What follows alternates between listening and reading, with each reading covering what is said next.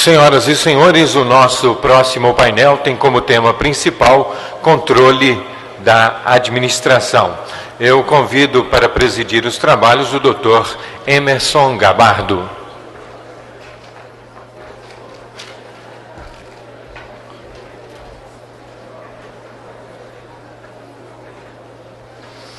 Para apresentar o subtema Responsabilidade e Princípio da Proporcionalidade, convidamos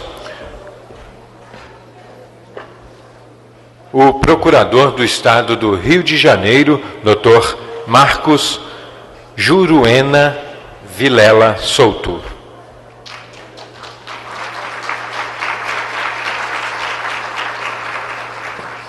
Para apresentar o subtema O Credenciamento e a Responsabilidade do Estado, convidamos a professora de Direito Administrativo da Universidade Pontifícia Católica de São Paulo, a doutora Weida Zancaner.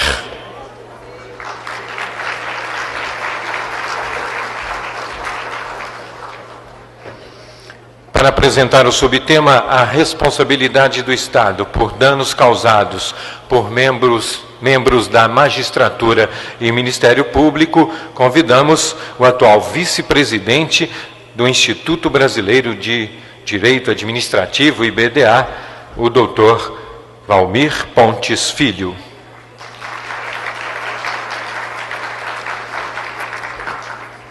Para apresentar o subtema Imprescritibilidade da responsabilidade por danos causados por terceiros, convidamos o professor de Direito Constitucional da Faculdade de Direito da Universidade Federal do Estado do Paraná, o Dr. Clemerson Merlin Cleve.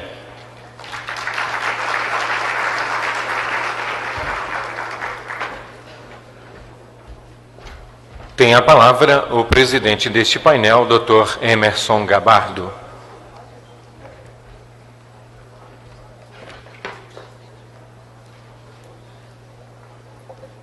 Bom dia a todos.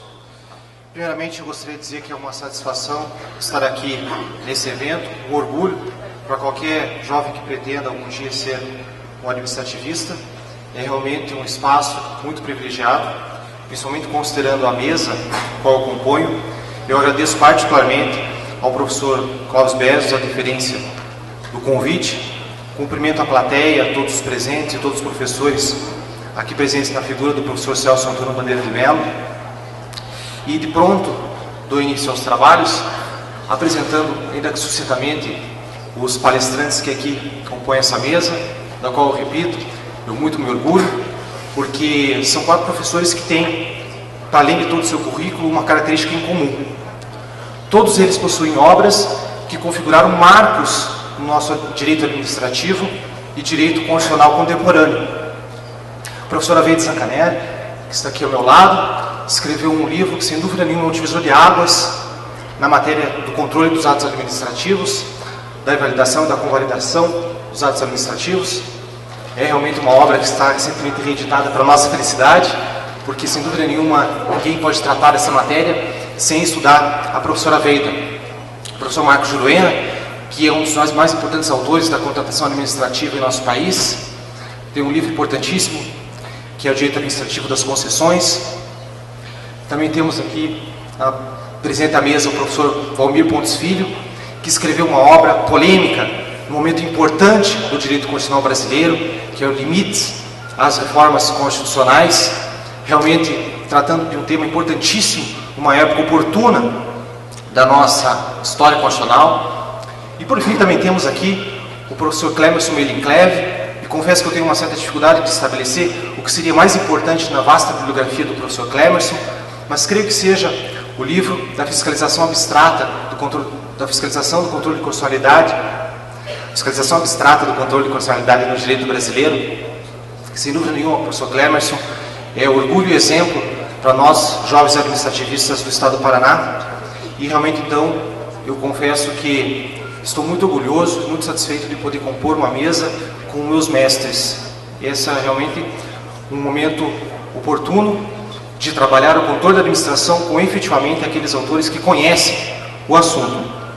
E, segundo a ordem aqui do painel, eu de pronto passo a palavra para tratar do tema responsabilidade e princípio da proporcionalidade ao professor Marcos Juruena Vilela Souto, que é doutor em Direito pela Universidade Gama Filho, professor do mestrado em Direito da Universidade Gama Filho também, procurador do Estado do Rio de Janeiro e presidente da Comissão de Direito Administrativo do IAB.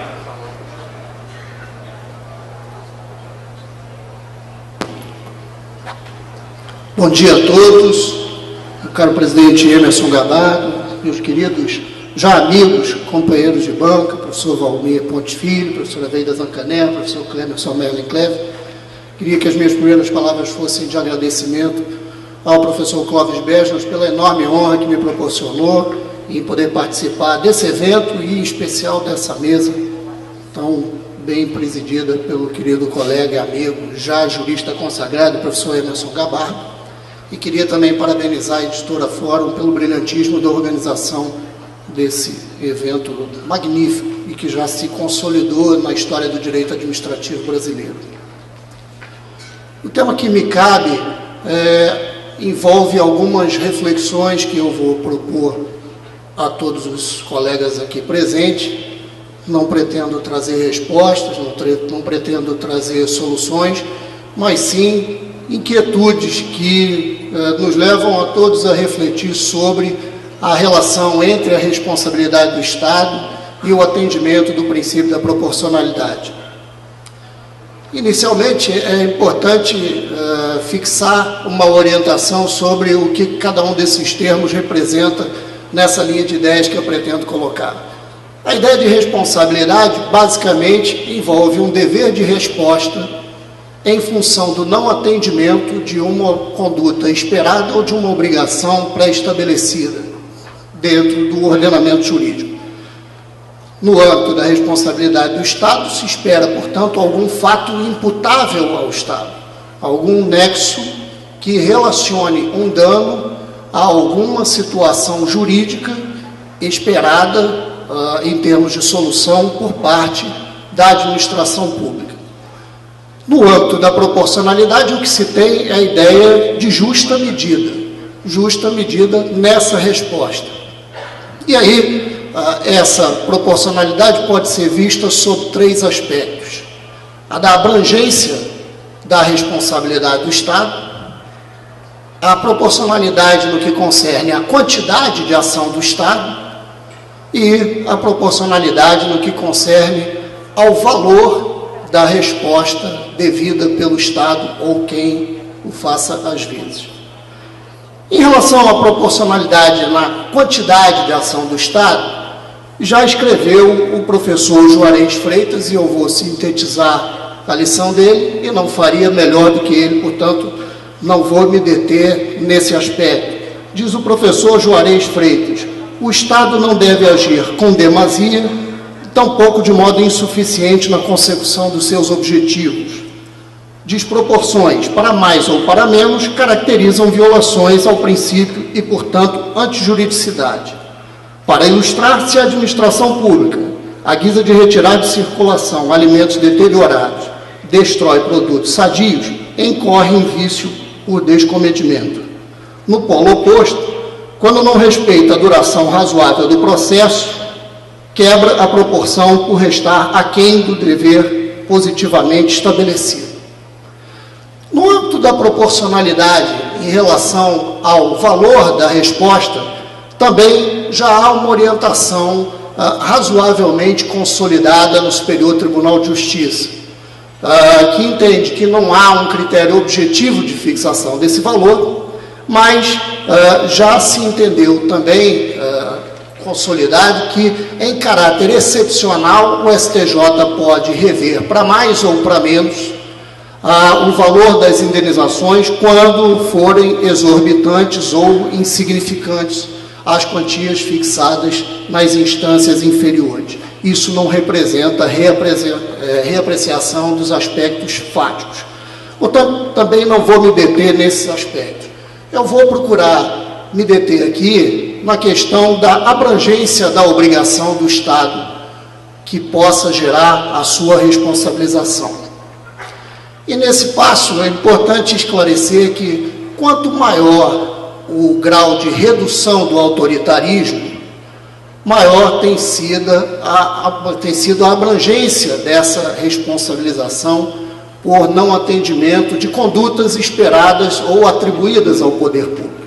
Então, nós caminhamos desde a teoria da irresponsabilidade, o auge do absurdismo em que o Estado não errava, passamos pela equiparação do Estado ao agente civil, com o advento da teoria da culpa civil, adentramos na teoria da culpa administrativa ou da falta do serviço e atingimos, hoje consolidado no artigo 37, parágrafo 6º, a teoria da responsabilidade objetiva em função do acolhimento da teoria do risco administrativo. Claro que o artigo 37, parágrafo 6º, sugere uma ação do Estado.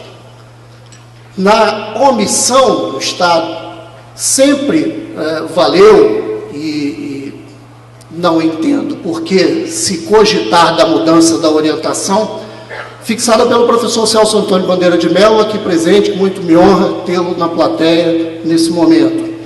Diz o professor que, nos casos de omissão, o Estado não deixa de ser responsabilizado, mas é necessário caracterizar a culpa por parte do poder público ou dos agentes públicos que desenvolvam ações esperadas do Estado, ou que deixem de desenvolver ações esperadas pelo Estado.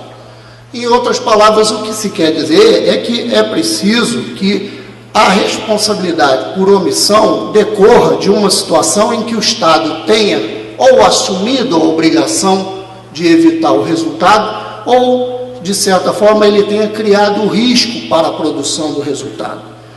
Há casos, por exemplo, em que o STJ já reconheceu, como recentemente no informativo 364 do STJ, em que houve um caso de bala perdida, causado por um tiroteio envolvendo um menor foragido, e se entendeu que o fato de alguém morrer, porque esse menor foragido deu início a um tiroteio, não seja necessariamente uma responsabilidade civil do Estado.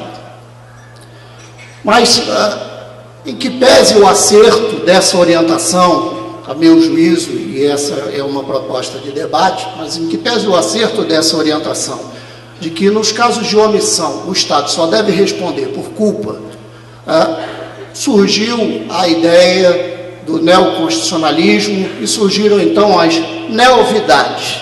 De repente, se descobriu que a Constituição é a norma que orienta todas as outras. De repente, se descobriu que o Estado nasce para o atendimento do princípio da dignidade da pessoa humana. Em função disso, começaram a ser ampliados os casos de responsabilidade civil do Estado, mesmo por omissão. E essa responsabilização objetiva foi se ampliando demasiadamente. É claro que há diversas situações em que, mesmo sem uma ação direta do Estado, se pode fixar uma relação de imputabilidade de resultados a uma falta de ação do Estado. Casos, por exemplo, de acidentes com surfistas ferroviários, morte de presos que estavam sob a custódia do Estado, morte causada por policial desequilibrado, que o Estado tinha o dever de promover o treinamento e o afastamento nos exames periódicos de saúde. Houve uma recente decisão do STJ anteontem, em que o Estado foi condenado a pagar uma indenização acima dos valores médios que o STJ considera como os razoáveis em termos de dano moral, 300 salários mínimos, porque 2 policiais, fora do serviço, mas em escala de plantão e usando a arma do Estado, detiveram um casal, retiraram as roupas do casal e fizeram o namorado acompanhar e presenciar o estupro da namorada pelos 2 policiais.